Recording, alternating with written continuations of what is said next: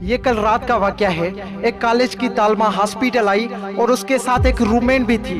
दोनों किसी girls hostel से आए थे और एक तालबा ने लेडी डॉक्टर के सामने रोना शुरू कर दिया कि मेरा बॉयफ्रेंड मुझे छोड़कर जा चुका है और मैं उसकी वजह से प्रेग्नेंट हो गई हूँ। अल्लाह के वास्ते मेरा होने वाला बच्चा जाया कर दीजिए। डॉक्टर ने साफ इनकार कर दिया। उसके साथ आने वाली लड़की ने बताया कि ये एक बहुत इज्जतदार घर से है और इसका बॉयफ्रेंड छोड़कर जा चुका है और इसके घर वालों ने इसकी शादी किसी और से तय कर दी है। कुछ ही दिनों में इसकी शादी होने वाली है, मगर ये प्रेग्नेंट है।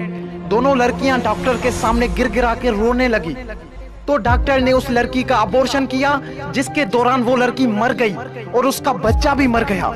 ये तस्वीर उस धोखे की है जो धोखा आजकल लड़के लड़कियों को देते हैं और फिर किसी ना किसी बहाने लड़की की जिंदगी तबाह करके भाग जाते हैं। वाह जी वाह, मुझे आज तक समझ नहीं आता अपनी हवस मिटाने के लिए क्यों ये लोग किसी मासूम की जिंदगी तबाह करते हैं और ये लोग ये सब करके अपने आप को मर्द समझते हैं। शी, तू मर्द तब कहलाएगा जब तेरे हाथ किसी औरत को तकलीफ देने के लिए नहीं, उसको मुसीबत में सहारा देने के लिए उठेंगे।